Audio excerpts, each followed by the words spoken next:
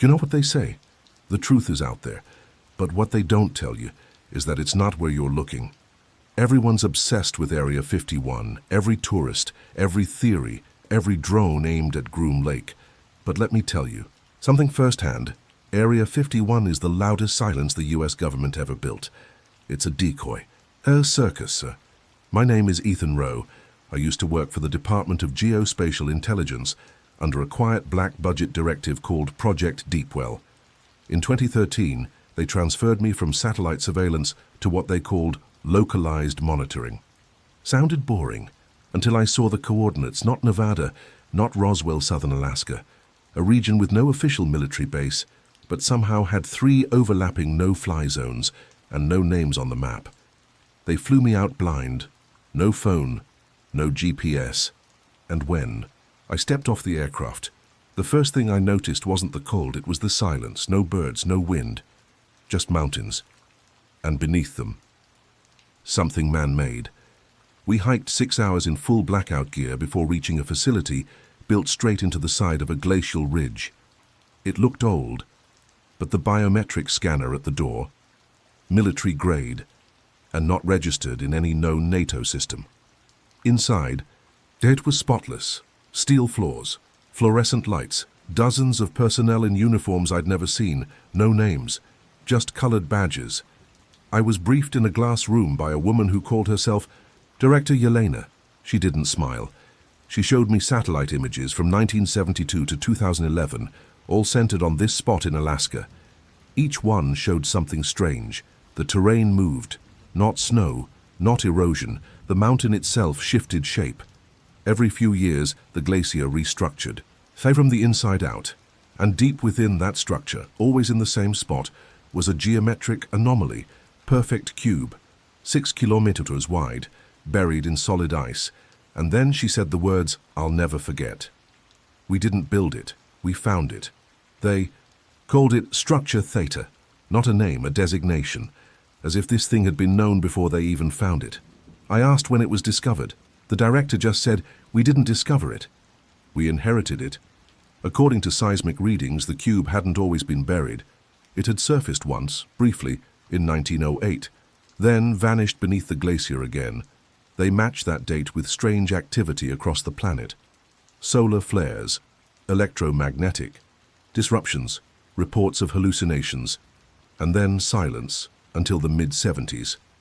That's when Project Deepwell began. A private branch buried under 6 layers of shell companies funneled through Arctic research grants and energy exploration fronts. But all that money? All those sensors, they weren't for studying the ice. They were for watching the cube. It didn't move, didn't emit heat, didn't pulse or hum or glow, but it had one constant trait. It was never at rest. Every 11 days, the cube would shift by exactly 0.031 degrees, like a clock ticking, no explanation, no cause, just a slow, deliberate alignment to something. That's when they brought in the probe team, remote drills, spectrometers, and a small 6-man crew trained in low-temp excavation. I wasn't supposed to go with them, but they needed someone to map the interior if they got in. Was the only one who'd seen the full satellite model. We reached the cube on day 6. The ice around it wasn't like anything I'd ever seen. It wasn't cloudy or opaque. It was clear, like glass. As if the ice wasn't covering the cube. It was protecting everything else from it. Up close, the cube wasn't perfect. Its edges were almost organic, not built but grown. The surface was dark. Not metal, not stone. It absorbed light, not reflected it. The lead tech touched it with a sensor rod. Nothing. Then he touched it with his bare hand, and the cube responded. Not with sound, not with motion, but with thought. Every person on that team, including me, heard the same thing. Not in the air, not through radios, inside our minds. A voice, calm, mathematical, and ancient. It said, "You are behind. You are still becoming. You are not meant to arrive yet." Then the ice cracked. Not around. Thus and under us, a pulse pushed out from the cube. Not forceful, but intentional. A sphere of distortion that melted every instrument we brought. And then, the dreams began. That night, back at the base, no one slept. Some screamed. Some wandered the halls. One man tried to dig into the concrete with his nails, and we all dreamed the same thing. We were inside a structure, not human, endless walls, fractal symbols, and others, tall, slender, wrapped in light and shadow, watching us like we were children playing with fire. One reached out to me, and when its hand touched my head, I saw a vision. Earth, not destroyed, not conquered, rewritten, reshaped by geometry. We couldn't survive. We weren't being warned. We were being scanned, measured, prepared. I woke up with a nosebleed and a word burned into my mind. Calibration. The next morning the ice had changed color. And the cube, by the end of the first week, 3 of us had gone into quarantine. Not because they were sick, but because they weren't themselves anymore. Agent Callahan, a stoic Navy intelligence, guy stopped speaking English, started drawing perfect hexagonal patterns on every surface he could find. Walls, floors, his own skin. They matched the internal geometry we recorded from inside the cube, down to the micrometer. He didn't blink. For 27 minutes, when we asked what he was doing, he said, "Preparing the interface. They learn through resonance." Then he collapsed. Later, Dr. O'Hara, the neurologist assigned to observe the crew's cognition, ran a scan on all of us, and what she found broke the project. Each of our brainwave signatures had changed. Not randomly synchronized. Every one of us was showing signs of non-human patterns in our frontal cortex. And here's the terrifying part. They were growing, layer by layer, like someone was recording over our consciousness, one thought at a time. Some started dreaming in unison. Others saw fragments of symbol floating in the air carved in frost, bleeding through the static of old radio channels. And then came the mirroring. 2 members of the field team, Connolly and Ruiz, were seen standing face to face in the storage corridor. Same posture, same facial expressions, same speech, word for word, like they had become 2 copies of the same mind.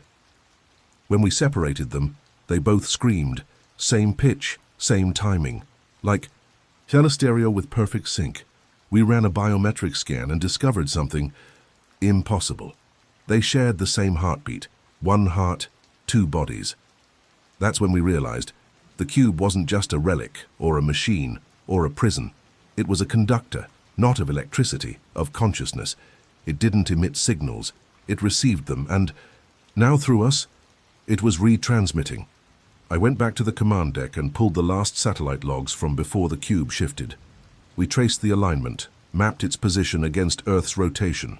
We thought it was pointing at magnetic north. We were wrong. It was pointing up, to a patch of sky where no star had ever been recorded, an empty quadrant in every astronomical catalogue. But now it's glowing, a pinpoint of light, right where the cube aims, growing brighter every night, like something is answering. Dr. O'Hara looked at me with tears in her eyes and said, "It wasn't sending a warning, it was sending a request. And now something is on its way." It started with the birds. At first, we thought they were migrating wrong, heading north too early, but when we checked the instruments, they weren't flying, they were circling. Thousands of them, above the mountain, locked in a spiral, like they were trapped in an invisible vortex. One of our techs, Jensen, went outside to film it. When he came back inside, he said nothing. He just dropped his camera and muttered, almost like in prayer, "It's not the ice that's holding it back, it's the sky." We found footage of him from 2 hours earlier, staring at the cube, not blinking, standing completely still in 20-degree weather, then smiling and whispering a phrase over and over in a language none of us recognized. We later learned it was Proto-Elamite, a language dead for 5,000 years, and somehow he was fluent, but he wasn't the only one. Satellite data began flooding in, not from us but from external observatories. Signals from radio telescopes in Chile, Sweden, even Japan, all reported the same thing. A sudden frequency spike on a dead channel, same pattern, same timing. All pointed directly at southern Alaska, but it gets worse. One transmission from Chile was intercepted and decrypted by a deep-well AI system designed for linguistic anomalies. It translated a fragment. The message said, "Your mind is open, others will follow. The distance has been reduced."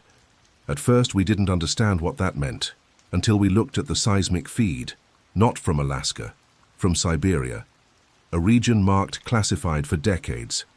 Arctic Thermal Reserve ERO 4. The data matched. Another cube. Same geometry, same core. Signature, the same alignment pattern. But this one was buried in permafrost, near a Soviet-era Gulag site that had mysteriously collapsed in 1989. No survivors. No explanation. They called it a methane explosion. But now we knew they had their own, and it had already awakened. Within days, we discovered 4 more sites showing the same energy bursts. One in Greenland, one under the Amazon rainforest, one at the ID base of the Mariana Trench, and one in the Sahara, all hidden, all silent. Until now, they weren't built by us, they weren't placed here by accident. They were positioned, we're waiting for Earth to evolve enough to start asking the right questions. And now that we had, they were starting to answer. Across the globe, reports were flooding in. People drawing spirals in their sleep, children, speaking in tones that scrambled recording devices, entire populations seeing the same symbols during sleep paralysis. And the worst part, some of those symbols matched carvings found on ancient ruins. Not just one culture, but dozens, scattered across time, geography, and belief systems, which meant only one thing. We'd seen this before, thousands of years ago, and we forgot, or were made to forget. Dr. O'Hara, barely holding it together, stared at the data and said, "They've been waiting for us to rediscover what we buried." Then she pointed at a live satellite feed of the Alaskan cube, and we watched in silence. As it began to rise, I didn't think it could move. None of us did. We had built the facility around it, buried hundreds of tons of equipment into the ice, believing it was static, dead. It wasn't. On March 19th at 04:11 a.m., the glacier cracked, not exploded. Not melted. It opened like a wound. The cube rose from the ice without shaking the ground. It made no sound, no tremor. It simply lifted, like gravity had given up, and underneath it was nothing. Not rock, not foundation, just a void, a perfect black cavity in the earth that swallowed every sensor we dropped inside. Depth unknown, temperature static, matter unreadable. And from that moment on, nothing worked the same again. The laws we relied on began to bend. Cameras recorded images from angles they weren't facing. Audio logs played conversations we hadn't had yet. Lights flickered in Morse, spelling the same word again and again, received. Every screen in the base, monitors, tablets, even off-grid watches, blinked in unison. We didn't know why. Until we checked the global feeds. All over the planet, the other cubes were responding. Some trembled beneath soil, others began to glow under the sea. And the Sahara unit. It cracked the desert floor wide open and released light that distorted the sky above it. And then, the sky answered. From the same dark quadrant we had mapped weeks earlier, that dead zone with no stars, a new object appeared. Faint at first. Then, brighter, then alive. It wasn't a ship. It wasn't a structure. It was a pattern, like code made of stars, moving in rhythm. Like something was using the universe itself to communicate back. And Earth? Earth was now fully engaged in that conversation. Our clocks froze at 04:16, satellites lost sync. Tides shifted outside of moon phase cycles. Every major city reported strange auroras in the sky, visible in full daylight.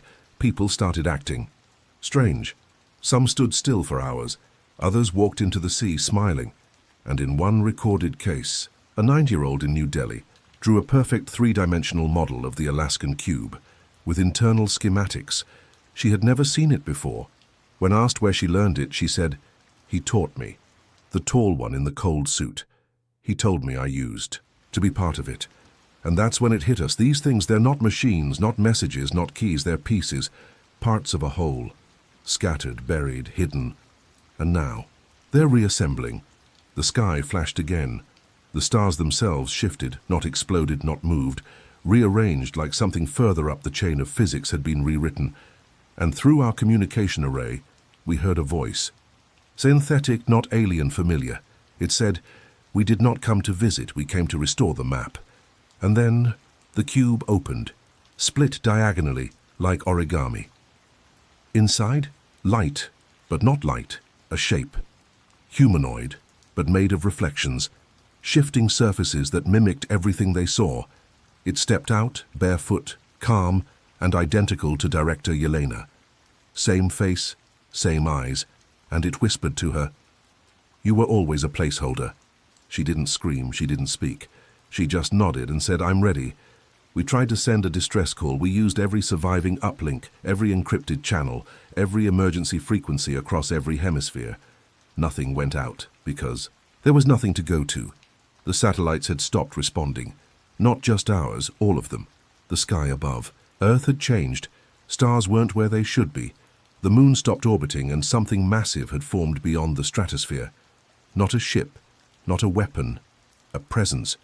It wasn't descending, it was aligning.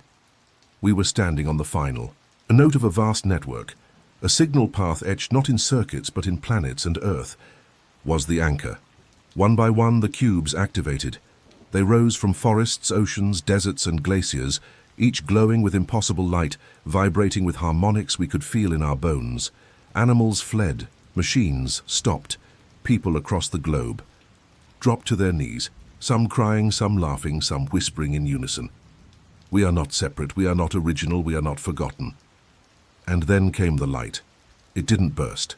It emerged, silently, from the center of every cube at once. A beam that stretched straight into the sky, merging into a single vertical line that pierced space itself. The clouds didn't block it. They bent around it. And for the first time, we saw what was waiting on the other side. Not aliens, not gods, versions, echoes of Earth, stacked in orbit like reflections in a shattered mirror, each one slightly different, some lush, some frozen, some burnt. And within them, we saw ourselves. Billions of versions of humanity, all standing at the same moment in time, all looking up, all reaching out. We were not unique, we were not chosen. We were one node among millions, and the signal we had reactivated. It wasn't a call for help, it was a sync command, a cosmic merge, one consciousness, spread across dimensions, returning to itself. The Yelena copy turned to us and said calmly, "This world has run long. You did well to carry the signal." Tibor. Echo will remain, the source will continue, and then everything blinked, not black, not white, just absence. When I opened my eyes, I wasn't in Alaska. I wasn't anywhere I recognized. I stood in a room made of smooth obsidian walls, glowing from within, not with electricity, but with thought. And there were others.